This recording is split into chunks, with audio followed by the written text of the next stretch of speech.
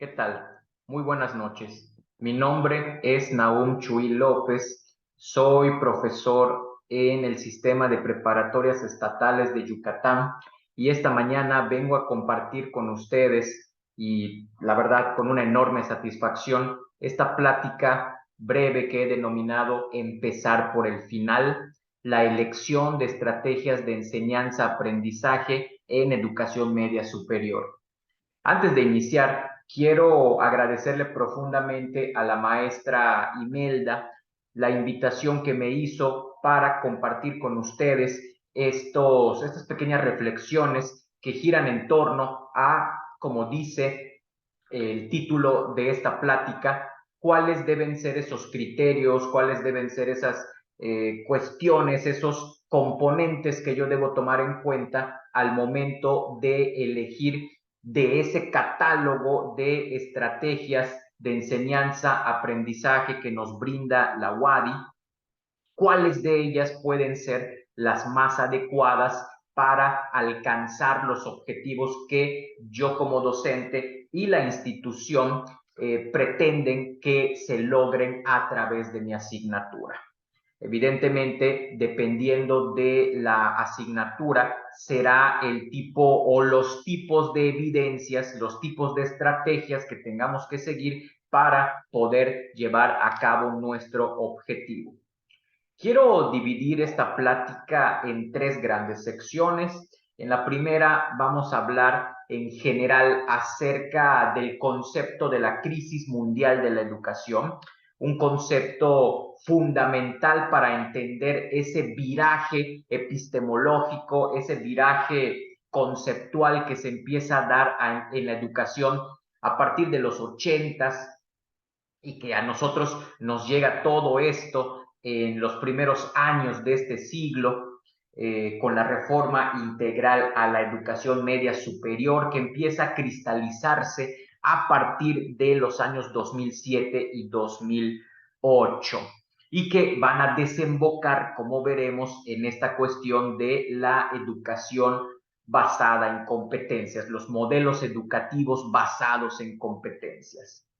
Posteriormente, vamos a hablar acerca de diversos componentes que integran la práctica docente que debemos tomar en consideración para hacer una elección adecuada de las estrategias de enseñanza, aprendizaje, de ese catálogo, insisto, que nos brinda la WADI, o incluso si ustedes como docentes consideran que han desarrollado algunas estrategias más a propósito para obtener el desarrollo de competencias, de conocimientos, de aprendizaje significativos, pues que ustedes tengan esos criterios a la mano para determinar el uso, la elección de alguna u otra de estas estrategias.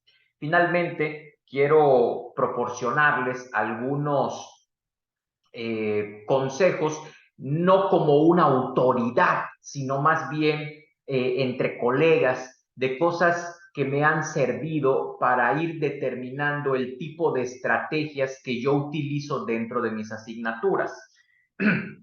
Evidentemente, esto no pretende ser la verdad absoluta, sino únicamente compartiré con ustedes mis experiencias y espero que eso pueda traerles a lo mejor alguna enseñanza, algo que puedan llevarse de esta plática para que juntos vayamos mejorando, porque al final de cuentas, quienes se van a ver impactados, quienes se van a ver beneficiados por estos cambios, por esta manera de reconceptualizar la cuestión educativa, pues van a ser nuestros estudiantes.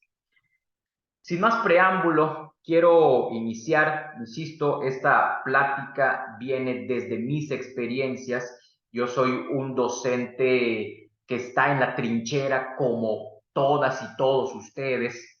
Yo no tengo nada de especial. Soy un docente que, al igual que ustedes, tiene que planear, tiene que enseñar, tiene que modificar sus estrategias de aprendizaje dependiendo del contexto en el que se encuentre. Todo eso que ustedes hacen, yo también lo hago cotidianamente. Entonces, partamos de eso.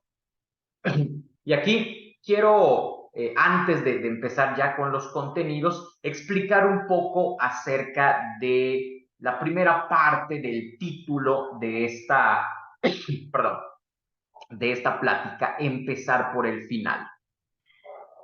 Todas y todos ustedes sabemos que para poder planear adecuadamente algo en nuestra vida, y no estoy hablando únicamente de cuestiones laborales, sino en general cualquier proyecto, cualquier situación de vida, nosotros debemos visualizar la meta, debemos visualizar los objetivos, hacia dónde queremos llegar, y una vez que podamos visualizar de manera consciente ese lugar al que nosotros pretendemos llegar, a partir de eso diseñar un camino, diseñar una metodología, unas estrategias para poder alcanzar ese objetivo. Porque, y esto aquí la verdad es así, ¿no? Si nosotros nos enfrentamos a la vida todos los días improvisando a ver qué sale, simple y sencillamente van a haber situaciones que no vamos a poder solucionar porque no teníamos preconcebidas algunas posibles soluciones para algunas situaciones que pudimos haber tenido en la cabeza, y en ese sentido pues no vamos a poder enfrentarlas del modo adecuado. Lo mismo pasa en la cuestión de la planeación didáctica, y eso ustedes lo saben. Primero necesitamos definir cuáles son las competencias, los aprendizajes que quiero que mis estudiantes se lleven de mi asignatura, y una vez que yo tenga ya definido eso, puedo pensar en cuál puede ser la estrategia, cuál puede ser el camino más adecuado para poder llegar hacia ese objetivo. Por eso, la primera parte de este título, empezar por el final.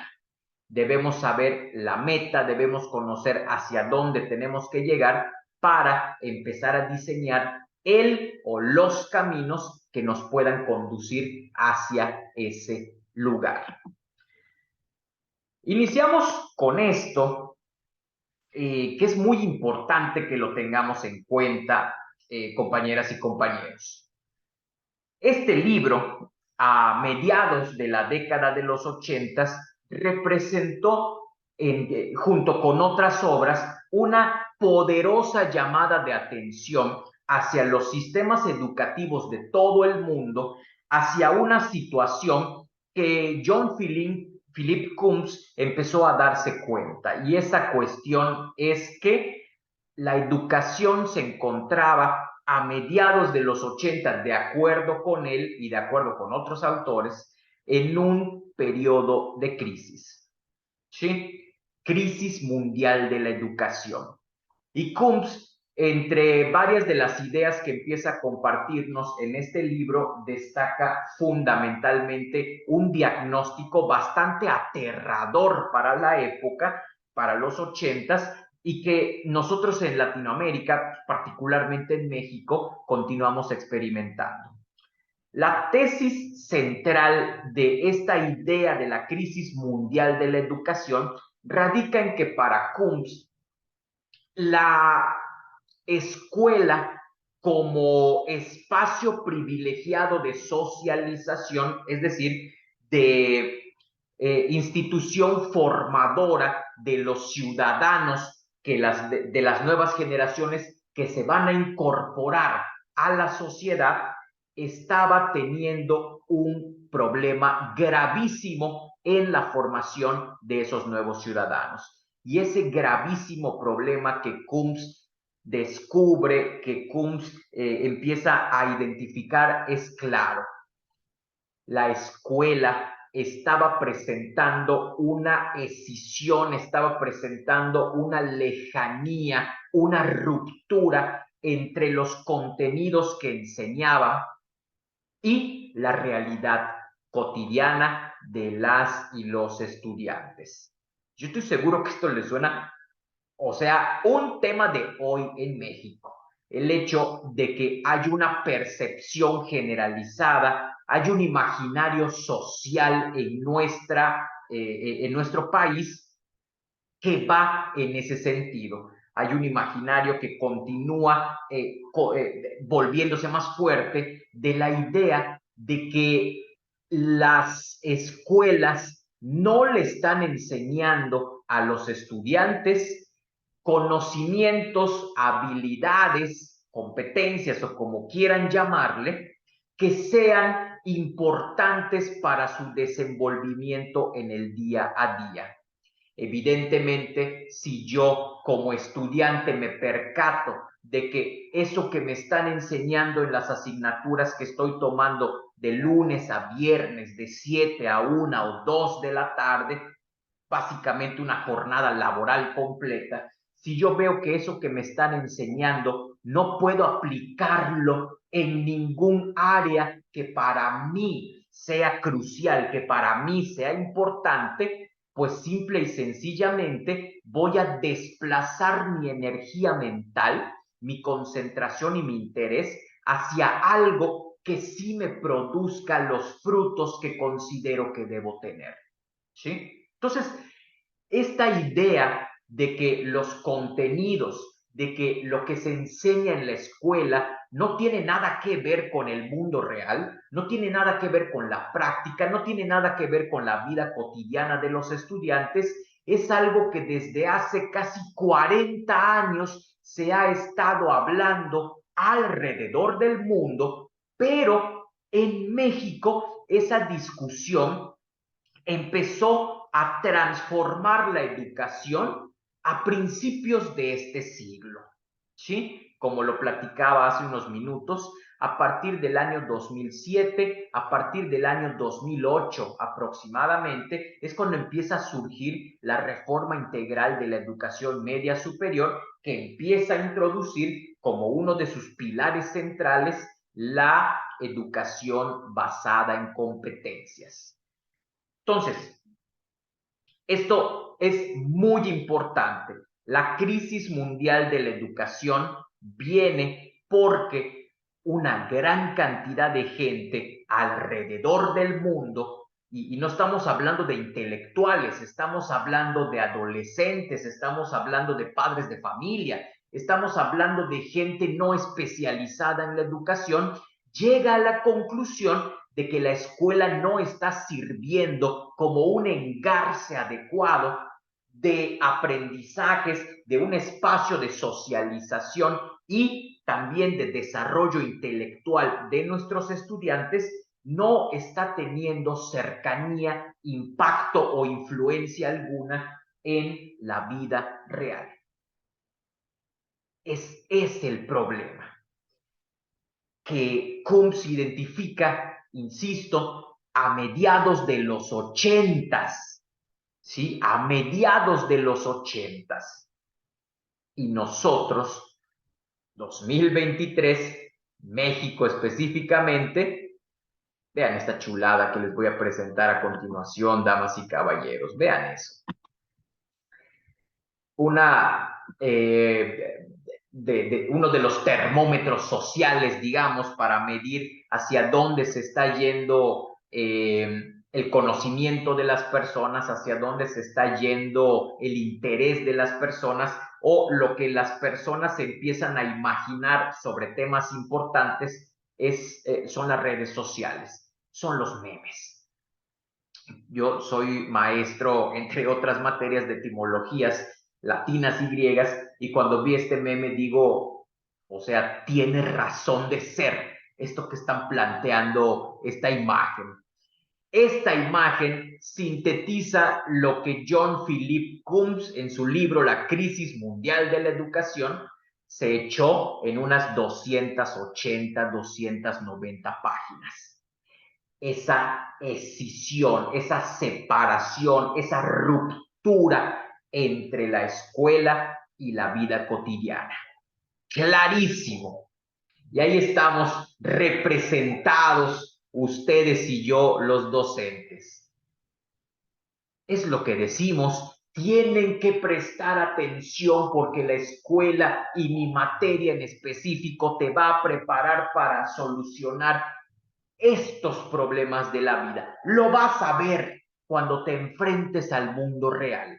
Y cuando viene una situación del mundo real, como nosotros únicamente en el discurso nos quedamos en eso y no implementamos estrategias para que ese discurso se salga únicamente de la voz y empiece a incorporarse en la vida cotidiana de nuestros estudiantes, empieza esto, viene un problema real y aquí están burlándose evidentemente porque esa es la naturaleza, la esencia de los memes, la burla, la comedia, pero también la crítica social de que lo que se enseña en la escuela no tiene impacto alguno en la vida real.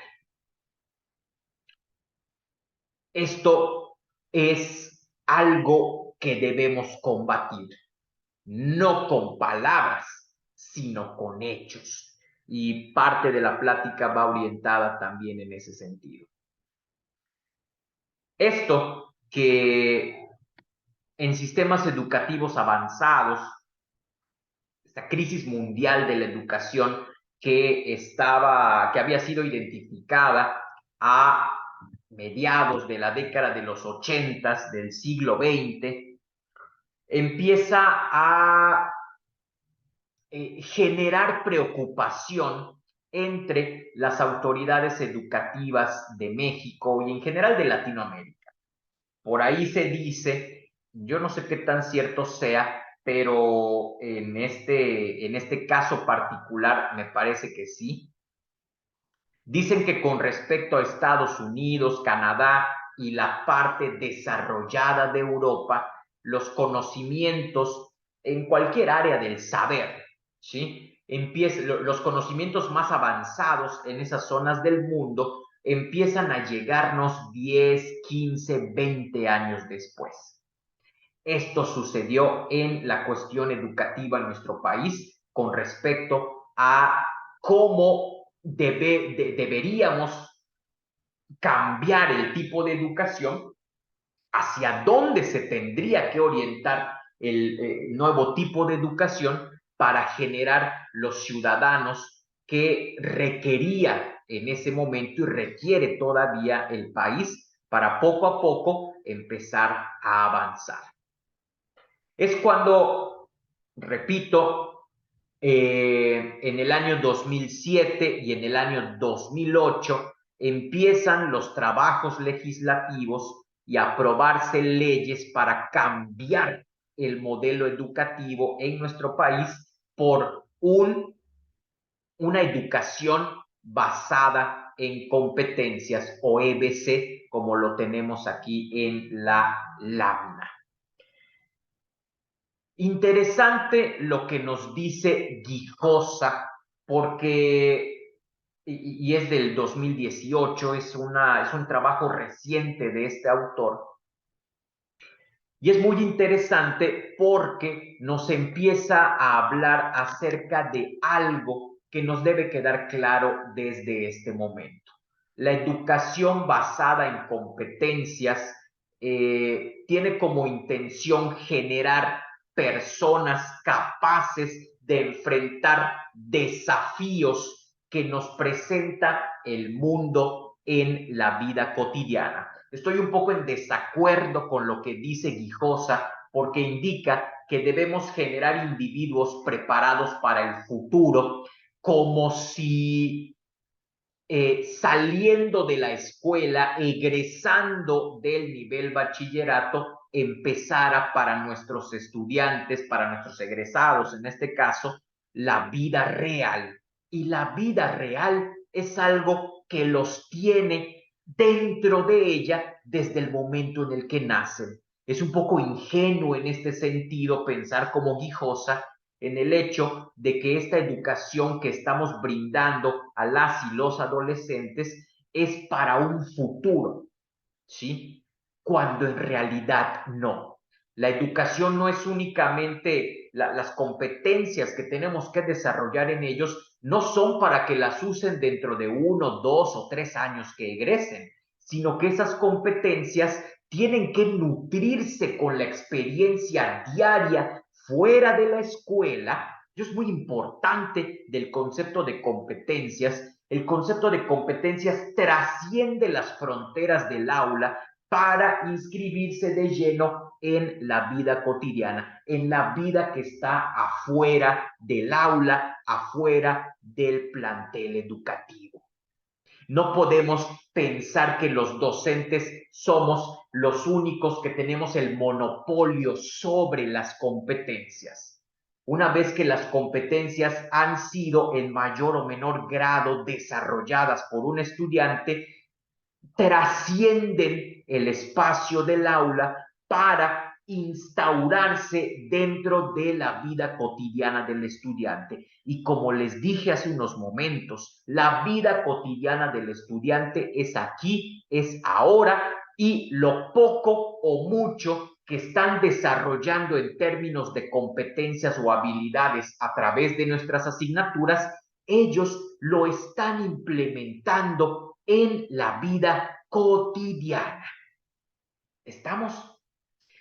Aquí, entonces, entendamos un poco también el contexto de lo que nos dice Guijosa. Hay que generar individuos preparados para los retos del futuro, como las nuevas tecnologías, como los nuevos problemas sociales que están apareciendo, como los nuevos grados de concientización acerca de la necesidad de reconocer los distintos tipos de identidades que existen y que en este marco de diversidad tenemos que ajustar nuestro pensamiento para volvernos más tolerantes, más empáticos, tener un mayor grado de ética para funcionar dentro de un mundo que no nos pertenece a nosotros como individuos, sino que pertenece a una colectividad y a nadie en específico. Y dice la otra parte de la definición de Guijosa que esta educación basada en competencias empodera a estudiantes, y aquí viene, con conocimientos, cuestiones puramente intelectuales, habilidades en diversos ámbitos y campos de estudio, en un programa educativo flexible y a la medida de cada alumno.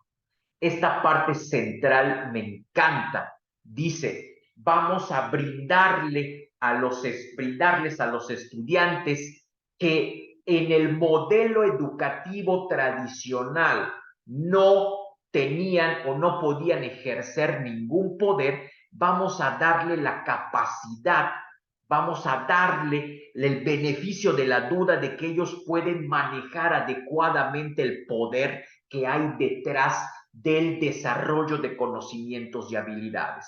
Y esto es muy importante y lo vamos a comentar algunos minutos más cuando brinquemos a los elementos de la práctica docente sobre los que quiero hablar. Nosotros, como docentes, no podemos pensar que nuestra materia es la única que existe y en la que el estudiante deposita su concentración, su energía mental y su tiempo. Tenemos que entender, sí o sí, tenemos que entender obligatoriamente que para nuestros estudiantes hay materias que incluso para ellos, por sus estilos de aprendizaje o por sus intereses personales, por sus aficiones, va a haber materias que les gusten más que la que nosotros damos. Y eso no lo vamos a tomar personal. Es como si nos quisiéramos molestar con un niño por decidir en algún momento ir a acostarse con la mamá para dormir y que el papá se sienta y diga, ching, pues no me seleccionó, quiere decir que no me ama, quiere decir que no me quiere. No, no es así. Simplemente en ese momento el niño decidió ir a dormir con su mamá, pero quizá mañana a ti como papá sea a quien le toque esa cuestión que le tocó a la mamá hoy. Entonces, aquí debemos entender que la formación que brinda el sistema que ustedes llevan, el MEFI, y en el caso de su servidor en prepas estatales, que le llaman el enfoque socioformativo, que es exactamente igual que el MEFI, nada más que con otros términos, con otras palabras. Se pretende que los estudiantes tengan una formación integral, no únicamente en el campo de las materias, sino en el campo de generación de habilidades de todo tipo que les permitan ingresar de manera adecuada a la esfera social, a la esfera laboral, con el mejor de los éxitos. Entonces, acá por eso dice, ¿cómo los vamos a empoderar? ¿Cómo le vamos a brindar al estudiante esta posición de importancia que no tenía? Brindándole la oportunidad de generar conocimientos intelectuales y habilidades para aplicar esos conocimientos en la resolución de problemas que se presenten en contextos reales. ¿Sí? Punto y aparte, y aquí viene una cuestión con la que yo me peleo también con esta definición de Guijosa. Hay elementos que me encantan de cómo conceptúa el objetivo de la educación basada en competencias, pero en esta última parte yo, insisto, soy un docente, digamos, de carne y hueso como ustedes, y todos los días entro al aula para tratar de enseñar lo que sé, para generar competencias en mis estudiantes, para generar aprendizajes significativos en mis estudiantes. Dice, en un programa educativo flexible y a la medida de cada alumno. Mi bronca está sobre todo en eso último. Compañeras, compañeros, es una realidad que aqueja, digamos, a instituciones públicas y privadas, que es la cuestión de la matrícula. Yo no puedo esperar tener un conocimiento personalizado de mis estudiantes cuando tengo 45 o 50 en un aula. Es materialmente imposible, sobre todo si a la semana únicamente doy 3 horas de clase, 4 horas de clase y además docentes por horas a final de cuentas. No únicamente tenemos un grupo, tenemos 2, tenemos 3, tenemos 5 y eso se multiplica por el número de alumnos y en ese sentido esto vuelve virtualmente imposible el hecho de que podamos conocerlos y en ese sentido adaptar nuestras materias, las competencias que quiero que aprendan en mi materia, adaptarlas para cada estudiante. Es algo muy complicado, lleva demasiado tiempo y pues ahora sí que al menos en mi subsistema los tiempos son muy cortos, los periodos de evaluación están muy pegados entre sí y uno tiene que trabajar con esas posibilidades que el sistema le brinda y tratar de sacar el mejor de los aprendizajes de nuestros estudiantes. Síntesis, ¿qué pretende una educación basada en competencias? 1. No te voy a enseñar conceptos, o al menos no te los voy a enseñar de manera tradicional. No te voy a pedir que los copies en tu libreta, no te voy a pedir que los memorices, no te voy a pedir que los tengas puramente como discursos dentro de la cabeza. Lo que me interesa es que esos conceptos sirvan para que tú comprendas alguna situación específica de tu entorno y a partir de esa comprensión puedas actuar de manera consciente, de manera, ¿cómo llamarle? De manera, pues sí, consciente, para poder solucionar, para poder brindar una posible solución a esa situación. Entonces, parte mucho también acerca de que la adquisición de competencias, y eso lo vamos a ver un poco más adelante también, la adquisición de competencias no es el final del camino, no es, yay, alcancé las competencias que mi docente esperaba de mí, ahora ya puedo ser feliz y de aquí hasta que me muera a los 80 y tantos años, no voy a aprender nada más y no voy a volver a ejercitar esa competencia. O si la ejercito, la voy a ejercitar de la misma manera en cada uno de los contextos.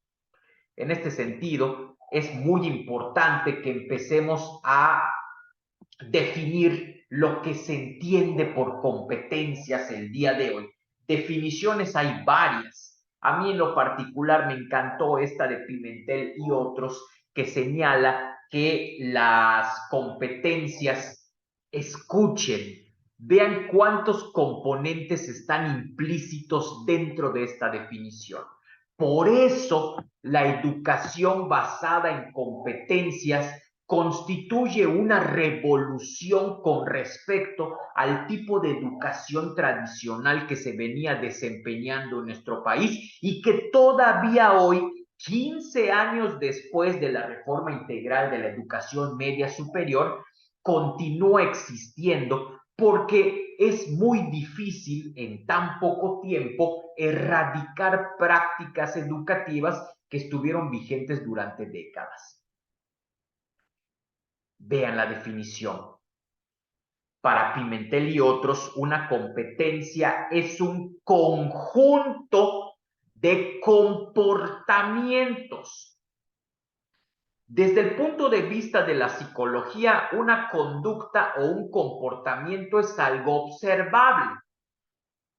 Evidentemente, si un comportamiento es observable, eso quiere decir que de alguna manera cuantitativa o cualitativa puede ser medible, puede ser evaluable.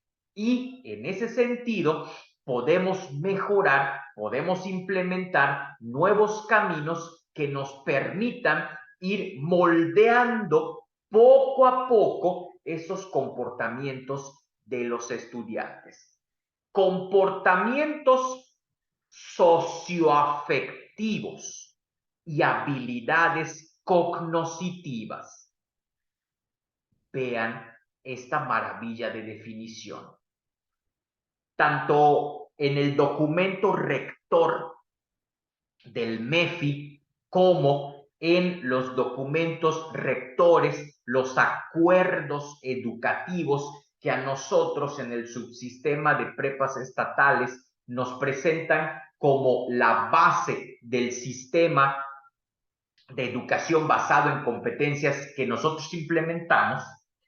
Desde ese momento nos dicen que hay un gran componente que había sido proscrito, que había sido hecho a un lado en la educación tradicional, damas y caballeros, y ese concepto es el de la socioemocionalidad, el componente socioemocional. Aquí entre nos, la verdad es que esta idea que nos dice que debemos tener un estado mental, una salud mental adecuada para poder aprender cosas y para poder funcionar de manera adecuada en cualquier situación, es algo real. Ustedes y yo como adultos lo sabemos. Cuando hay una emoción que no podemos controlar, eso en muchas ocasiones determina el tipo de desempeño que tengo en una determinada situación, en un determinado contexto. Podemos ser los mejores maestros de todo Yucatán en nuestras aulas, pero si hoy me desperté con un pensamiento intrusivo, si yo me desperté triste, si hay una situación de estrés, si la estoy pasando mal económicamente o me peleé con la pareja o lo que sea que haya sucedido y me mantenga en un estado alterado emocionalmente hablando, mi desempeño dentro del aula se va a venir abajo, va a derrumbarse, porque las emociones, si no somos capaces de controlarlas, van a determinar el tipo de conductas, de comportamientos y reacciones que vamos a tener ante determinados estímulos, ante determinadas situaciones que pasen en nuestro día a día. Eso es una bronca gigantesca, es una bronca monumental, damas y caballeros. Y bueno, habilidades cognitivas. Vean cómo en la primera parte de la definición de la competencia vienen dos aspectos, la emocionalidad y la racionalidad. Filosóficamente hablando, si hay alguno de ustedes, alguna de ustedes que imparta la materia, es muy claro que en los siglos XVIII y XIX empezó a teorizarse, empezó a discutirse en el ámbito intelectual acerca de estas dos grandes dimensiones que componen al ser humano, la dimensión racional y la dimensión emocional. El debate era que en la Ilustración nos decían los componentes cognitivos, las habilidades cognitivas son las más importantes. La racionalidad es lo que define al ser humano. Y en el siglo XIX, gracias al movimiento romántico, empezó a cambiarse esa idea.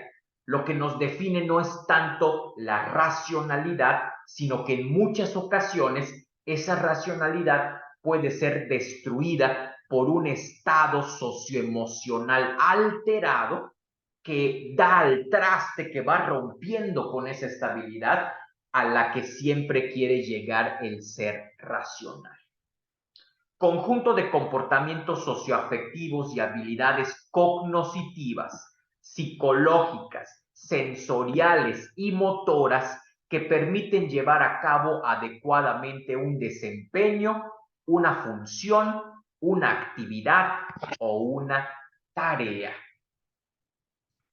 Fíjense que no me definen, me dice que son conjuntos de diversos tipos de comportamientos, pero no me los define porque una competencia es un conjunto de cosas que es susceptible de adaptarse incluso a un grado micro, en el sentido de que la manera en la que nosotros enseñemos competencias, desarrollemos competencias dentro del aula, por muy estandarizada que sea, el grado de asimilación de esas competencias por parte de nuestros estudiantes es una auténtica huella digital.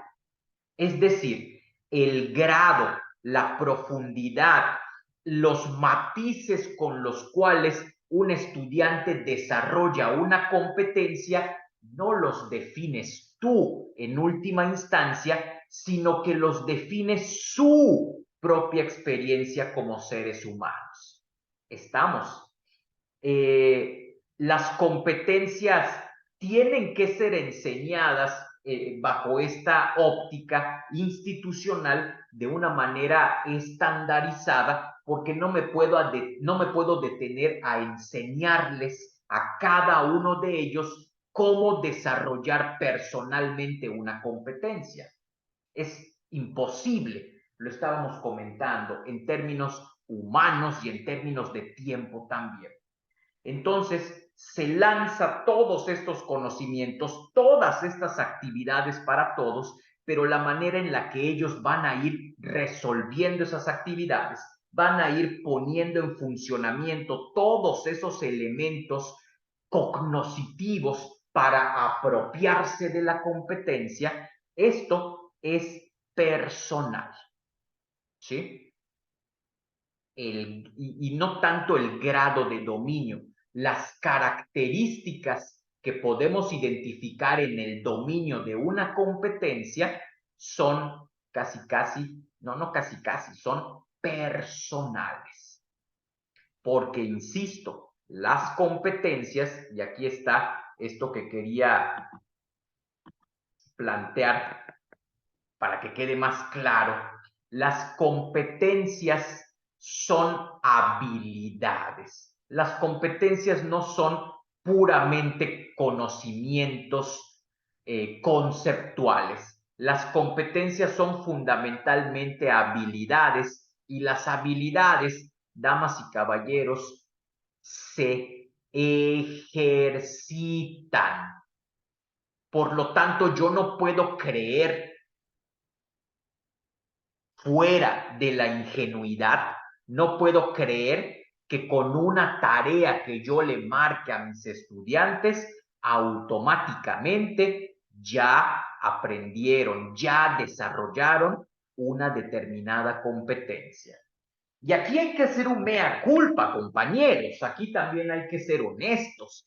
Muchas veces en nuestras planeaciones, con tal de vernos muy exquisitos, con tal de vernos como que dominamos nuestra materia y demás, en nuestras planeaciones, en la columna destinada a poner las competencias que planeo desarrollar durante un determinado periodo de tiempo, llámale semana, llámale parcial, bloque o incluso dentro del semestre, ponemos que aspiramos a desarrollar 15 o 20 competencias en nuestros estudiantes. Como diría la sabiduría popular, compañera, compañero, el que mucho abarca, poco aprieta.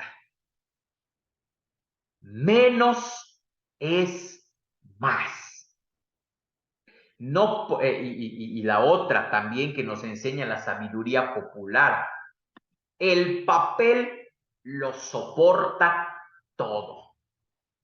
Absolutamente todo lo que le quieras poner a una planeación está bien chido. Pero una cosa es que se vea bien, que se escuche bonito, y otra muy diferente es que verdaderamente puedas implementarlo en la práctica. Y ese es el gran problema que muchas veces tenemos. Continuamos con lo que plantea esta lámina. ¿Cuáles son esas implicaciones de la definición que nos daban Pimentel y otros acerca de las competencias? Importante, fundamental, porque esto también aplica para las competencias docentes, para las habilidades que tú como maestra o como maestro tienes dentro del aula.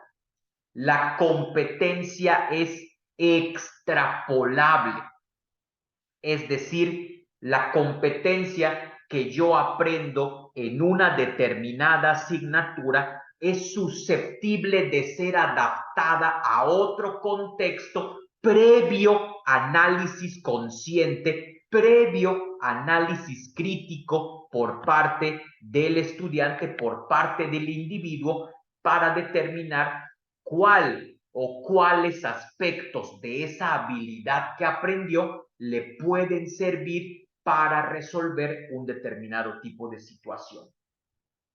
¿Sí? Las competencias, insisto, son habilidades, no son conocimientos puramente intelectuales. Las competencias se tratan también de ejecutar cosas en el mundo material y no únicamente de reflexionar acerca de ello. Se trata también de actuar. Por eso dice, para ello se requiere una comprensión crítica de quien la usa para saberla adaptar a un contexto específico.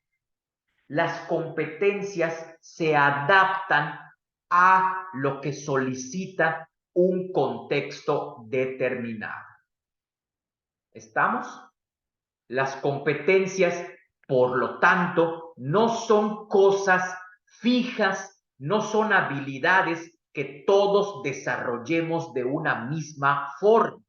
No, cada quien, debido a su experiencia de vida, cada quien, debido a esas situaciones con las que se enfrenta cotidianamente, va a desarrollar sus competencias de una manera completamente diferente a todos los demás. Si decimos que cada cabeza es un mundo, también cada competencia, al ser parte de lo que existe dentro de la cabeza de una persona, cada competencia es exclusiva de quien ha logrado desarrollarla. Y con esto me refiero a que las características de la misma competencia entre dos o más individuos no podemos generalizar y decir que las competencias las adquirieron de la misma forma o que las aplican o que las adaptan de la misma forma. Las competencias se adaptan a los contextos específicos, no solitas, sino que el sujeto es quien las adapta en función de las necesidades de lo que está sucediendo en una situación específica. De aquí nos vamos a la parte de la transversalidad. Fundamental. Hablaba hace algunos minutos acerca de que los docentes somos en ocasiones bastante celosos de nuestras asignaturas. Queremos que el tiempo, queremos que la energía mental de nuestros estudiantes esté al 100% enfocada en mi asignatura, pero eso es virtualmente imposible, porque los estudiantes tienen sus propios intereses, tienen sus propias afinidades, porque incluso lo quiera uno o no, a veces el estilo de enseñanza de algún docente puede no ser de mi agrado como estudiante, y partiendo de esa idea del componente socioemocional, esa clase del maestro que a mí como persona no me agrada, también me termina desagradando la asignatura. Entonces, esto, como diríamos, cada cabeza es un mundo. Entonces, es importante que tomemos en cuenta que no únicamente existe nuestra materia, sino que existen otras 5, 6 o 7, y que el estudiante tiene que partir su atención en esas materias para poder aprender, para poder acreditar. En ese sentido, la educación basada en competencias habla mucho acerca de este concepto que es el de transversalidad. La transversalidad, damas y caballeros, no es otra cosa que la vinculación que existe entre materias, entre habilidades, entre conocimientos que son compartidos entre ellas. Caso muy claro: física, química.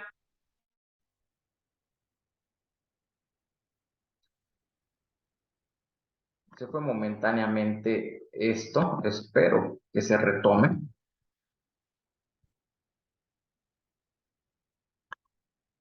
A ver.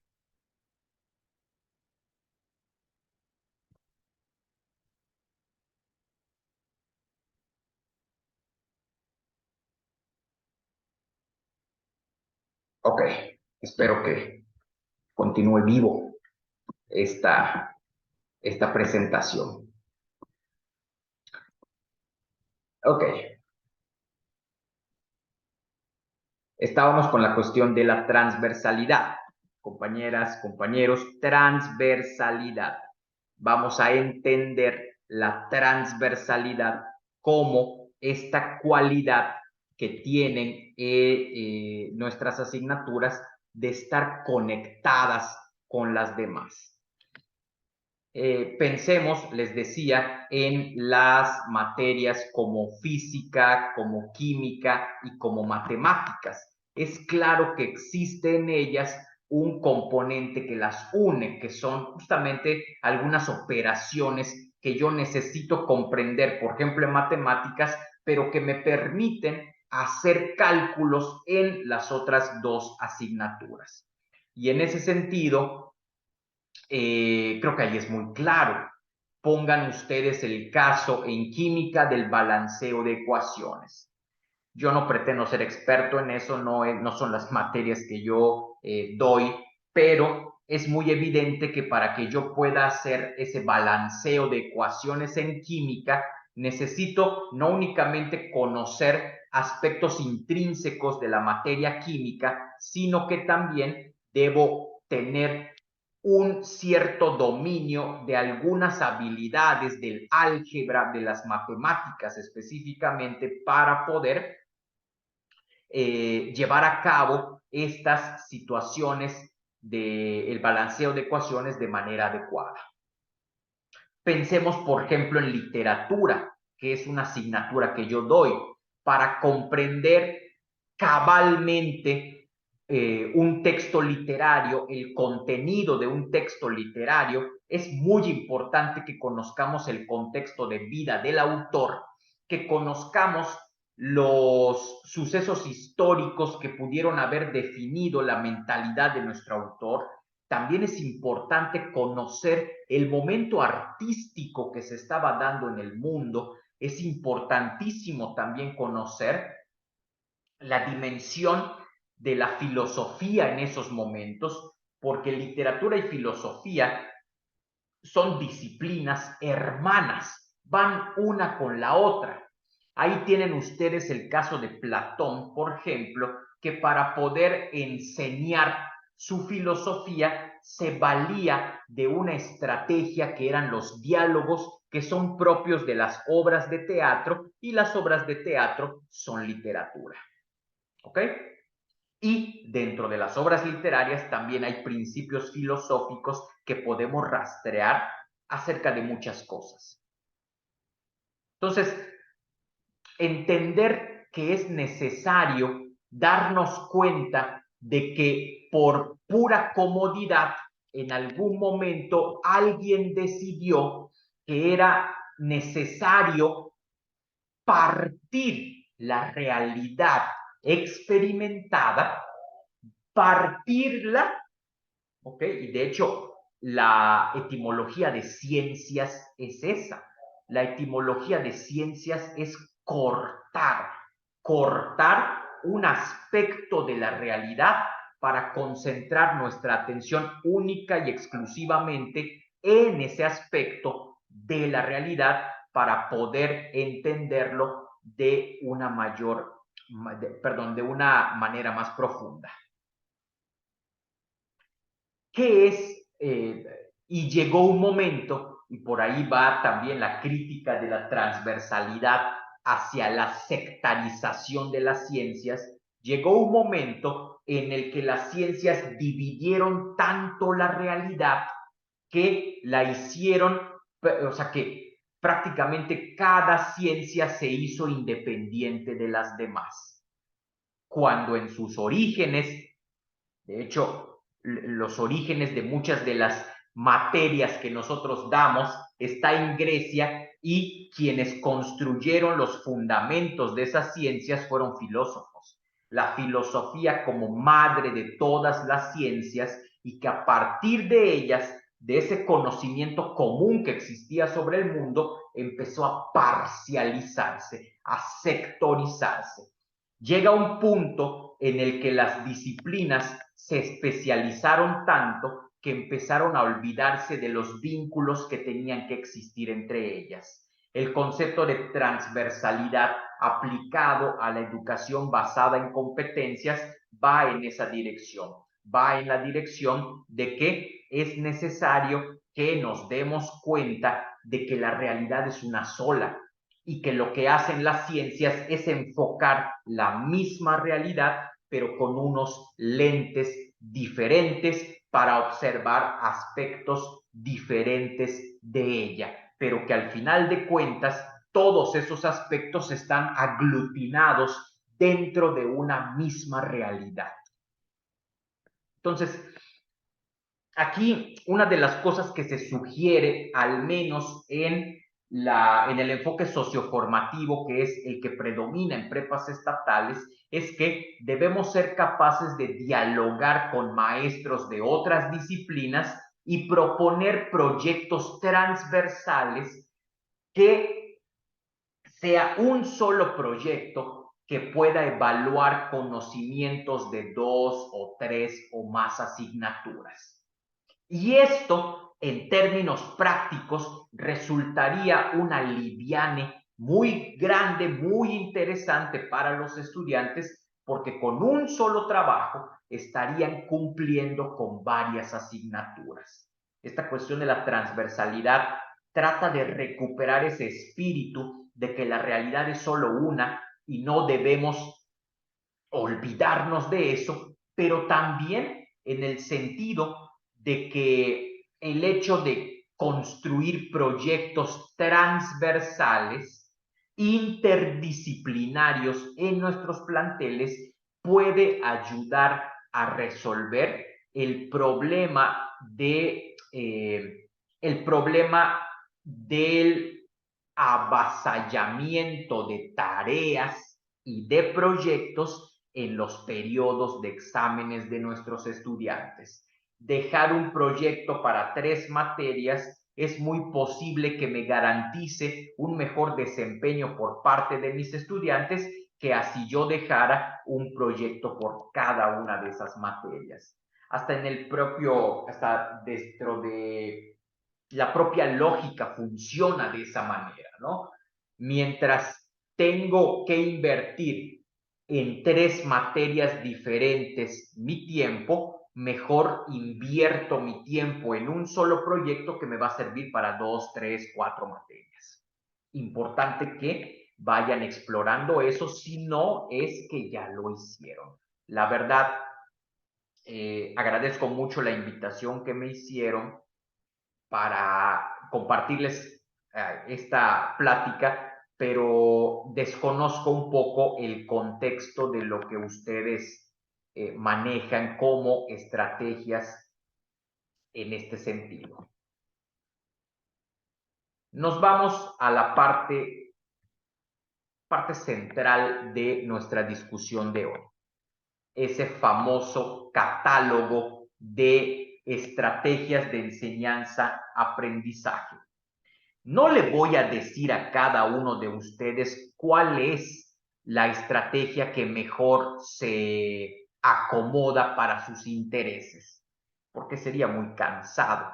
Y además, las estrategias también dependen del tipo de docente, del tipo de formación que tengamos, y prácticamente pues sería imposible determinar cuál podría ser la mejor para física cuando a lo mejor tengo 3 o 4 maestros con estilos diferentes de enseñanza que cada uno me dirá, posiblemente que me diga que quiere utilizar una determinada estrategia y no otra.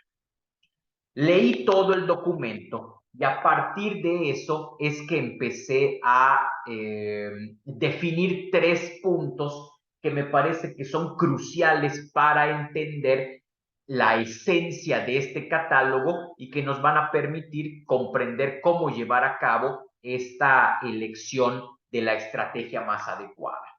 1. Mi materia tiene sí o sí que poseer una vinculación con el entorno. Tanto el documento rector del MEFI como ese catálogo de estrategias de enseñanza y aprendizaje dicen que el papel del docente dentro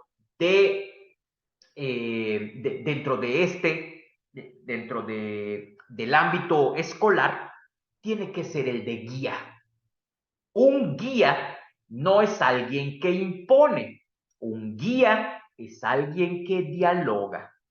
Obviamente, yo no puedo dialogar con mis estudiantes acerca de la pertinencia de alguna estrategia, de alguna actividad o de algo que ellos estén haciendo si desconozco el entorno en el que se inscribe mi plantel escolar y en el que se inscribe la vida cotidiana de mis estudiantes.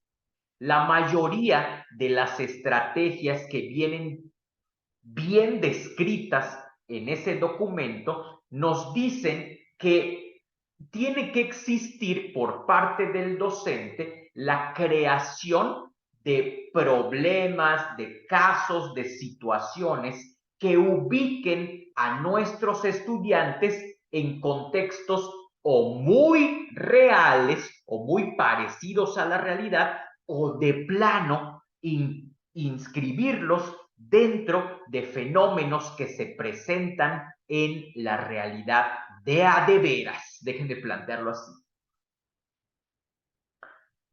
Si yo desconozco la realidad de mis estudiantes, ¿cómo puedo pretender convertirme en un guía para el desarrollo de las competencias de mis estudiantes? Cuando vengan mis estudiantes con alguna duda de un proyecto que estén aplicando en su localidad y yo desconozco esa localidad, desconozco de lo que me hablan, ¿cómo puedo funcionar como un guía? No puedo hacer algo que no comprendo. No solo es moral y éticamente incorrecto, sino que es impráctico. Yo no puedo asesorar un proyecto de algo que desconozco. ¿Estamos? Entonces, lo que nos dice ese documento, ese catálogo de estrategias, es que el docente tiene que ser consciente de ese entorno en el cual se inscribe la vida cotidiana de sus estudiantes para que cuando lleguen con dudas, para que cuando sea el momento de definir los casos, de definir las situaciones, de planear qué prácticas van a ser las más adecuadas para ellos, yo tenga la certeza de que esas prácticas, de que esos casos, de que esas situaciones, de que esos problemas muy apegados a la realidad o problemas reales efectivamente sean pertinentes para desarrollar la o las competencias que pretendo con esos trabajos. Otro aspecto que yo estaba viendo en todas las estrategias que están descritas en ese documento es el trabajo en equipos.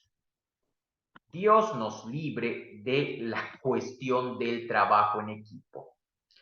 Me encantó esta definición que quiero compartir con ustedes, compañeras, compañeros, acerca de lo que es el trabajo en equipo. Nos dice aquí, un equipo es una entidad social altamente organizada y orientada a la consecución de una tarea común. Con la primera parte de la definición, al menos en los 20 años que llevo dando clases, con la primera parte de esa definición, descartamos que lo que hacen muchos de nuestros equipos para nuestros proyectos o para nuestras actividades sea efectivamente trabajo en equipo. Primero, porque no son entidades sociales altamente organizadas. Tan es así que estoy seguro que en algún momento has pasado por ser un referee en una bronca entre equipos porque fulano sacó a fulana del equipo porque no hizo nada pero fulana viene y se defiende y dice que sí hizo, que sí aportó, que su participación en el proyecto fue significativa. ¿Sí? No estoy diciendo que todos los equipos sean así. Hay equipos que trabajan muy bien porque su grado de madurez para trabajar en este tipo de entidades está desarrollado en un nivel suficiente para dialogar, para realmente trabajar en equipo. Y dice ahí, comprendido por un reducido número de personas que adoptan e intercambian roles y funciones con flexibilidad. Esta es otra cosa, porque muchos de nuestros estudiantes piensan que trabajo en equipo es, a ti te toca esto, yo voy a hacer esto, tú vas a hacer esto, ella va a hacer esto y esa persona que está allá, que lo metimos porque ya no tenía equipo, va a hacer esto otro. El domingo a las 6 de la tarde me va a enviar cada uno su parte del trabajo, yo la voy a integrar y me voy a encargar de entregársela al docente. No hay diálogo, no hay intercambio de roles, no hay flexibilidad y esa es la receta para el desastre en los trabajos en equipo. Como no hay el compromiso por parte de algunos de los estudiantes, el trabajo empieza a caerse a pedazos y a veces se entregan cosas con formatos diferentes y en la introducción dicen que van a hablar de una cosa, en el desarrollo hablaron de otra y las conclusiones no se desprenden de lo que se planteó en el trabajo, sino que se las fusilaron de quién sabe dónde. Porque no hay esta idea de que el trabajo en equipo es todos hacemos todo. Hoy nos vamos a reunir para hacer la introducción. Pasado mañana van a venir con ideas para hacer el desarrollo entre todos y la conclusión la hacemos el próximo miércoles. Entonces, hay que empezar a concientizar a nuestros estudiantes acerca de que el trabajo en equipo no es dividirse la chamba del proyecto, entregar a una determinada hora para que alguien integre, sino que debe ser un proceso paulatino llevado a cabo por todas y todos los integrantes del equipo. Y ahora sí, nos vamos al meollo del asunto. Ya estamos por terminar esta plática, compañeras, compañeros. ¿Cómo elegir la estrategia de enseñanza-aprendizaje más adecuada? Esta no es una fórmula mágica, son unas sugerencias. 1. Evaluación diagnóstica. La evaluación diagnóstica debemos dejar de entenderla, si es que la entendemos de esa manera, como un espacio que únicamente le voy a brindar al principio de la asignatura para llenar o para hacer tiempo. La evaluación diagnóstica es fundamental porque me permite comprender el nivel de conocimientos, el nivel de habilidades con el que vienen mis estudiantes y una vez que yo he visto ese nivel, puedo modificar mi planeación original. Estoy casi seguro que la forma en la que funciona su plantel escolar y el mío es igual o muy parecida. Nos piden entregar una planeación didáctica de la materia antes de conocer a nuestros alumnos. Esto pues tiene una razón de ser, por la cuestión de los tiempos también.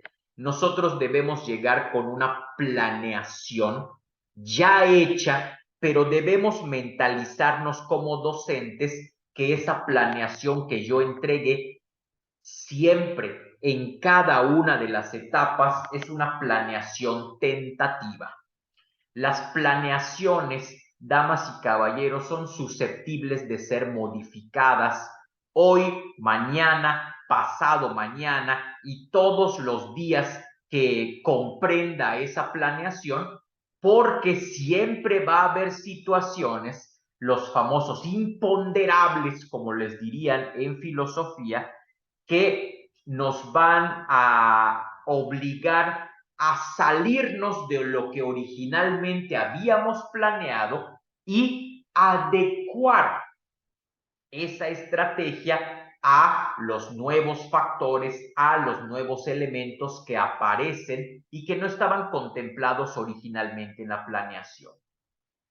Yo voy a llegar el primer día de clases con una planeación en mente, producto de mi formación docente, producto de mi experiencia en el aula, producto de ser un experto en mi materia y saber cuáles son los caminos conducentes para generar competencias y conocimientos en mis estudiantes. Ahora, después de aplicar la evaluación diagnóstica, es muy posible que tengamos que modificar los objetivos, es muy posible que tengamos que modificar las competencias que originan. De nueva cuenta se fue la señal acá. Ok, ahí estamos de nueva cuenta. Continúo, pero necesito pantalla completa. Ahí está. Entonces, la evaluación diagnóstica me va a permitir definir si la estrategia original que yo había planteado la mantengo o la adecuo. Puedo modificar mis objetivos. A lo mejor yo en taller de lectura tenía planeado que en mis primeras 2 semanas que mis estudiantes aprendieran a hacer una síntesis, pero observo satisfactoriamente que mis estudiantes ya dominan la síntesis, ya saben la forma, ya saben el tipo de lenguaje, ya saben cómo hacerlas. Entonces, ¿qué caso tiene que repita eso que ellos ya saben? Mejor modifico ese objetivo, empiezo también a agregar y a quitar competencias porque las síntesis están asociadas con un determinado tipo de competencias. Si eso ya lo dominan mis estudiantes, automáticamente en la planeación tengo que cambiar el tipo de competencias que espero que ellos desarrollen. ¿Sí? Entonces, es un juego permanente, es un juego tipo tenis en el que la planeación va a ser contestada, el saque que haga la planeación, el tiro que haga la planeación, va a ser contestado de vuelta por la realidad, por la práctica y de nueva cuenta esas competencias y esa planeación van a tener que adaptarse y de nueva cuenta tira de nuevo la planeación hacia la realidad devuelve y así se va dando este intercambio que es necesario que el docente tenga en claro que va a pasar, quiera o no. Porque nosotros a veces pensamos que nuestra forma de planear nada ni nadie la puede superar, pero a veces pasa que las situaciones que ocurren dentro de la práctica en el aula van haciendo que tengamos que modificar dichas estrategias, dichos caminos. ¿Estamos? Después de esto, después de definir objetivos y competencias, tengo que pensar en el tipo de actividades que sean más adecuadas para obtener esos conocimientos y esas competencias. ¿Sí? El tipo de actividades las tengo que elegir en función de las estrategias que estoy pensando desarrollar con mi materia en mis estudiantes. ¿Qué tipo de actividades serán necesarias para ello? Y en ese sentido, el catálogo de competencias que presenta el MEFI, no el catálogo de competencias, perdón, el catálogo de estrategias de enseñanza, aprendizaje, están muy bien descritas, que es cuáles son los pasos a seguir. Está bastante práctico ese documento. Obviamente, de todo ese arsenal de estrategias, yo tengo que elegir las que sirvan, las que sean más pertinentes para desarrollar esas competencias y esos conocimientos. Y finalmente, la quinta etapa es la de la evaluación y la retroalimentación. Entendamos algo. Yo aquí las denomino etapas, pero no quiere decir que la quinta etapa es la etapa final de todo un proceso.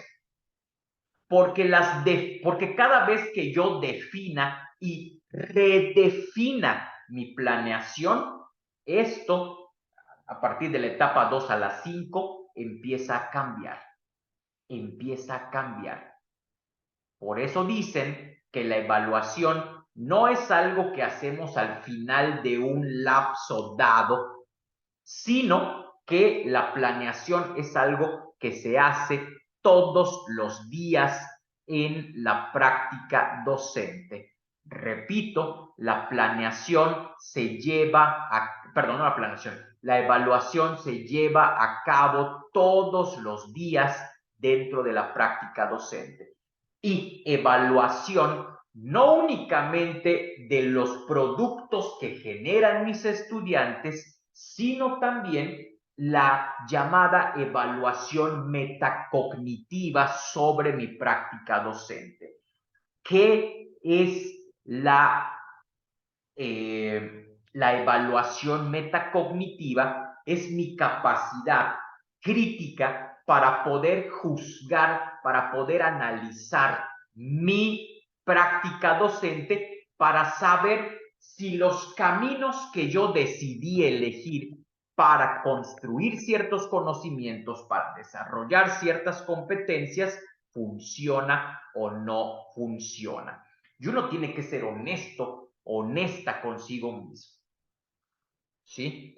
Tenemos que ser honestos con nosotros mismos para definir si ese camino que elegimos está realmente potencializando la adquisición de competencias y conocimientos entre mis estudiantes. Y si la respuesta honesta que te lanzas es no, te tienes que regresar a la segunda etapa. Tienes que redefinir objetivos, tienes que redefinir competencias, redefinir las actividades que vas a llevar a cabo.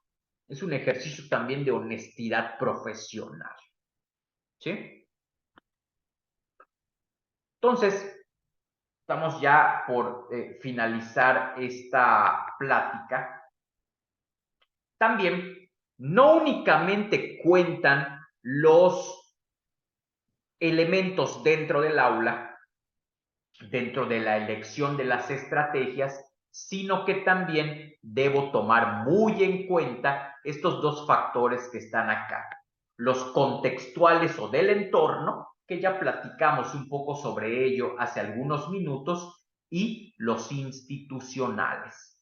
O sea, yo no puedo venir a decir que porque me siento el mejor de los docentes en el área de literatura, voy a venir a implementar estrategias que posiblemente contravengan con lo que me plantea mi institución, con la filosofía de mi institución y con los presupuestos del MEFI. No les estoy diciendo que sigan como robots este catálogo de estrategias de enseñanza-aprendizaje, sino que yo puedo ser libre de implementar estrategias diferentes siempre y cuando sea capaz de argumentarlas, de justificar el porqué de su elección. De hecho, esto pasa mucho.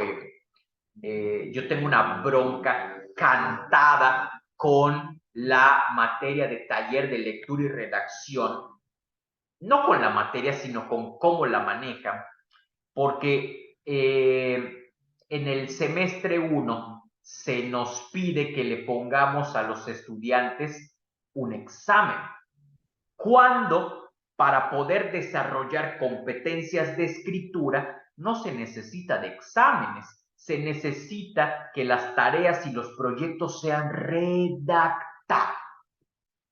Yo he estado peleando porque se quiten estos exámenes, porque en los exámenes la mayoría de las preguntas son de tipo, ¿cómo decirle? Son de tipo memorístico, o que implican un grado de concientización no tan elevado si yo lo comparara con el hecho de escribir, por ejemplo, un ensayo o de escribir, por ejemplo, una reseña crítica, que pone en juego más habilidades de comprensión de lectura, de escritura, y que pueden ser mucho mejores proyectos mejores actividades que un examen. Pero no puedo venir, oiga muchachos, como a mí no me gusta que ustedes presenten exámenes porque considero que no sirven de gran cosa, ustedes no van a presentar exámenes, pero los otros 6 grupos de primero sí. No puedo hacer eso. Puedo plantear ante mi autoridad la justificación que tenga detrás los motivos por los cuales quiero implementar determinada estrategia o querer suprimir determinada cosa dentro del plan de estudios, modificar alguna evidencia que me hayan solicitado, volviendo a esta misma cuestión de no la considero pertinente, pero no porque no me guste, sino porque hay detrás algo que hay que explicar. Ya para finalizar, resulta necesario, esencial, fundamental, crucial, crítico, insoslayable, que reflexionemos sobre nuestra práctica docente. Hay que ser honestas y honestos con eso, ¿sí?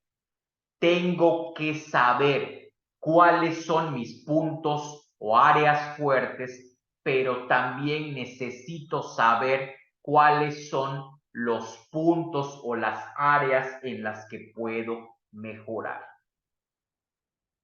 Nadie de aquí es perfecto, ningún docente lo es, pero el hecho de que reconozcamos que no somos perfectos es el primer paso para convertirnos en docentes de calidad, porque cuando yo identifique cuáles son esas áreas de oportunidad o esas carencias que tengo, esa voluntad de querer hacer mi trabajo como debe ser,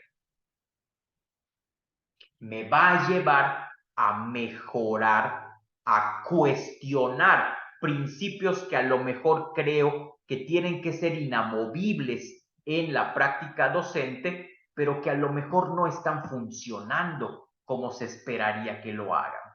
Y si no están funcionando, no únicamente están trayendo problemas hacia mí, sino sus consecuencias, su influencia también está llegando a nuestros estudiantes.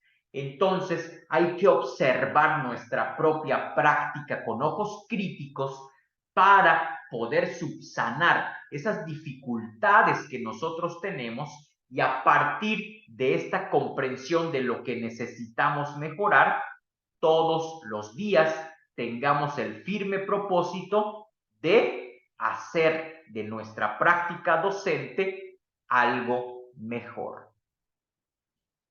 Por mi parte es todo. Agradezco de nueva cuenta muchísimo a la subdirectora académica, la maestra Imelda, por haberme invitado, por haber abierto las puertas. La idea era que yo fuera a su escuela, pero pues situaciones ahí institucionales de la escuela donde laboro, pues no me permitieron asistir en esta ocasión. Pero ahí está, espero que en algún momento sí pueda ir, conocerles, escuchar sus estrategias, escuchar qué les ha funcionado, escuchar qué podemos mejorar, en qué han mejorado, cuáles son las estrategias que a ustedes les han funcionado, porque ese intercambio de experiencias entre docentes es lo que hace que nosotros podamos juzgar con ojos críticos realmente el tipo de enseñanza que estamos dando a nuestros estudiantes. Por mi parte es todo, me despido, que tengan un excelente día. Cualquier cosa, la maestra Imelda tiene mi contacto. Alguien quiere platicar algo en corto, lo que sea, pues ahí intercambiamos información que nos permita crecer como docentes. Muchas gracias por su atención. Hasta luego.